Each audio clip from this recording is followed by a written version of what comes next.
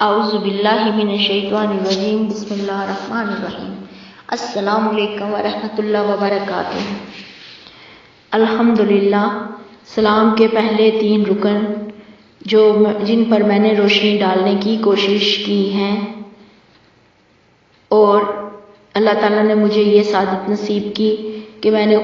ان پر روشنی ڈالنے کی کوشش کی، اور اب میرا چوتھا رکن جو اسلام کا رکن ہے وہ ہے اللہ کے رسولوں پر ایمان رکھنا۔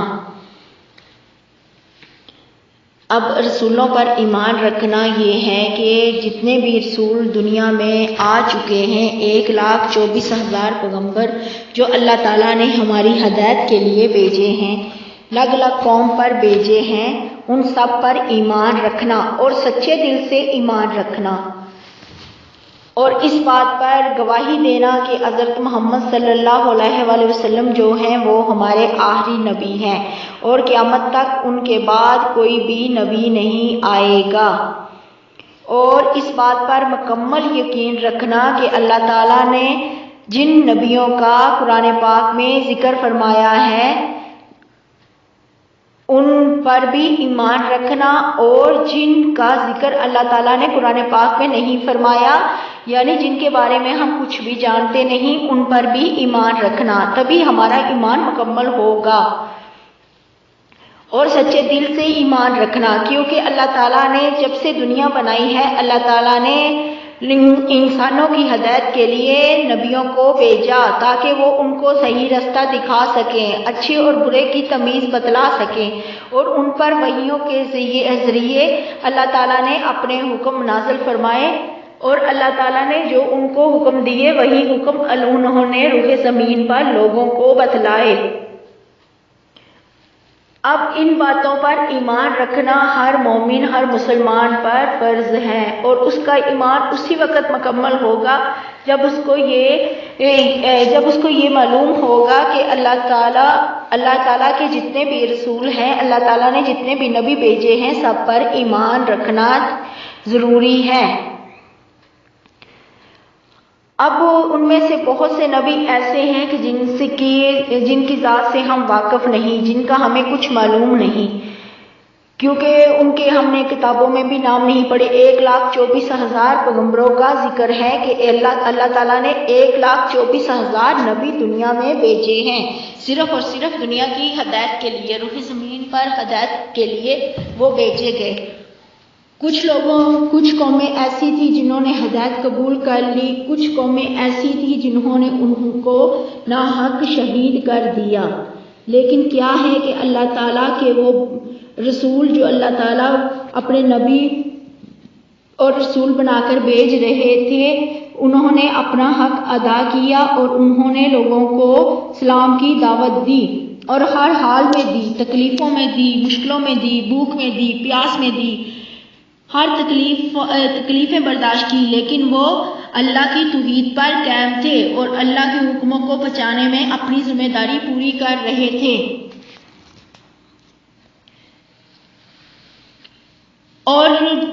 اب قیامت والے دن لوگ یہ بھی نہیں کہہ، کچھ لوگ ایسے بھی ہوں گے کہ جن سے پوچھا جائے گا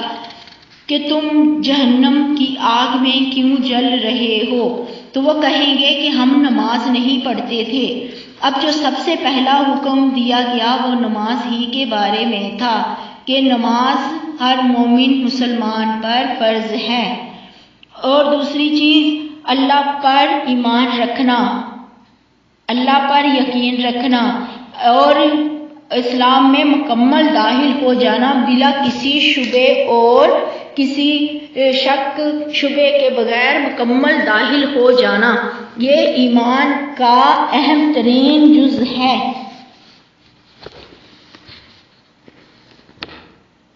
اور جیسے کہ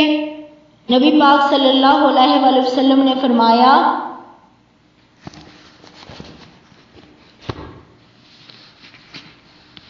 کہ جو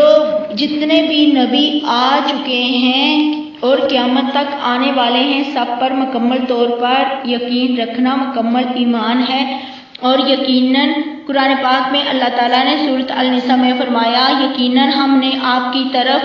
اسی طرح وحی کی ہے جیسے نوح علیہ السلام اور ان سے پہلے والے نبیوں کی طرف، ان کے بعد والے نبیوں کی طرف کی، کیونکہ حضرت نوح علیہ السلام جو تھے دنیا میں سب سے پہلے اللہ کے رسول تھے جن کو اللہ تعالیٰ نے دنیا پر بھیجا لوگوں کی ہدایت کے لیے۔ اور رسول اللہ صلی اللہ علیہ وآلہ وسلم نے فرمایا، حضرت ابو ہریرہ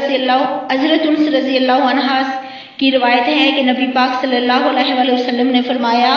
کہ بروز قیامت لوگ جو ہیں حضرت آدم علیہ السلام کے پاس جائیں گے تاکہ وہ اللہ تعالیٰ سے ان کے لیے سفارش کریں، بخشش کی سفارش کریں۔ تو جو حضرت آدم علیہ السلام ہوں گے وہ حضرت نوح علیہ السلام کے پاس ان لوگوں کو بھیج دیں گے اور فرمائیں گے کہ وہ پہلے نبی تھے جنہوں کو اللہ تعالیٰ نے دنیا میں ہدایت کے لیے بھیجا تھا۔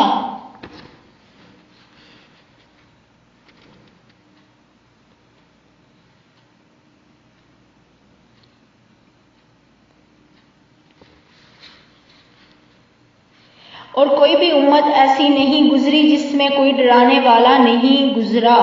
ہو، یعنی جو بھی دنیا میں جتنی بھی دنیا اب تک بن چکی ہے اس میں کوئی نہ کوئی ڈرانے والا اللہ تعالیٰ اپنے نبیوں کے روپ میں بھیجتے رہے اور رسولوں کے روپ میں بھیجتے رہے جنہوں نے دنیا کو اچھے اور برے کی تمیز سکھائی، دنیا کو بتلایا، نفع اور فائدہ بتایا۔ لیکن کچھ لوگوں نے تو ہدایت حاصل کر لی اور کچھ لوگ اپنی سرکشی میں پڑے رہے، اور وہ جو انہوں نے تو اپنا مکمل جو ذمہ داری اللہ نے دے کر بھیجی تھی وہ مکمل طور پر پوری کر دی، لیکن کچھ قومیں ایسی تھیں جنہوں نے ہدایت حاصل کر لی اور کچھ قومیں ایسی تھیں جنہوں نے جتنے بھی رسول تھے ان میں سے بہت سے رسولوں کو تکلیفیں دی، مشکلوں میں ڈالا اور ان پر یعنی ان کو تکلیفیں دی، ان کو ناحق شہید بھی کیا گیا۔ اور اللہ تعالیٰ نے جن رسولوں کا قرآن پاک میں ذکر فرمایا ہے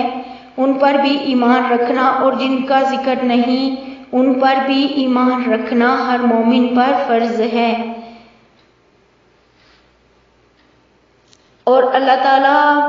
اپنے بندوں سے بہت محبت کرتے ہیں، یہی وجہ ہے کہ اللہ تعالیٰ نے ان کی ہدایت کے لیے 1,24,000 پیغمبر بھیجے تاکہ لوگ ان سے ہدایت حاصل کریں اور مکمل طور پر اسلام میں داخل ہو جائیں۔ لیکن کیا تھا کہ کچھ لوگ اپنی سرکشیوں کی وجہ سے جو تھے ہدایت حاصل نہ کر سکے، اور اللہ تعالیٰ اور رسولوں پر مان رکھنے کا جو سب سے بڑا فائدہ ہے وہ یہ ہے کہ اللہ تعالیٰ کی عنایت رحمت جو خاص ہے ہم مسلمانوں پر، ہم مومنوں پر، وہ اس کا احساس ہوتا ہے کیونکہ اللہ تعالیٰ اپنے بندوں سے بہت محبت کرتے ہیں اور اللہ تعالیٰ نے اسی لیے ان کو سیدھی راہ دکھانے کے لیے، سیدھا رستہ دکھانے کے لیے، اور اللہ تعالیٰ نے ان پر اپنی نعمتیں جو تھی وہ نعمتوں کی وجہ سے اللہ تعالیٰ نے ان پر نبی اور رسول بھیجے تاکہ لوگ ہدایت حاصل کر سکیں اور اللہ تعالیٰ ان کو جنت میں بھیج دے، کیونکہ اللہ تعالیٰ اپنے بندوں سے بہت محبت کرتے ہیں۔ جیسے کہ اللہ تعالیٰ قرآن پاک میں خود فرماتے ہیں کہ لوگوں کے پاس ہدایت پہنچ چکنے کے بعد امان سے روکنے والی صرف یہی چیز رہی کہ انہوں نے کہا کیا اللہ نے ایک انسان کو ہی رسول بنا کر بھیجا؟ آپ بتا دیں اگر زمین میں فرشتے چلتے پھرتے اور رہتے بستے ہوتے تو ہم بھی ان کے پاس کسی سمانی فرشتے ہی کو رسول بنا کر بھیجتے۔ اسی طرح اللہ تعالیٰ نے ان کے گمان کو باطل کر دیا اور فرمایا کہ رسول جو اللہ تعالیٰ اپنے بندوں سے جو محبت کرتے ہیں، اور محبت کا یہ ثبوت ہے کہ اللہ تعالیٰ اپنے بندوں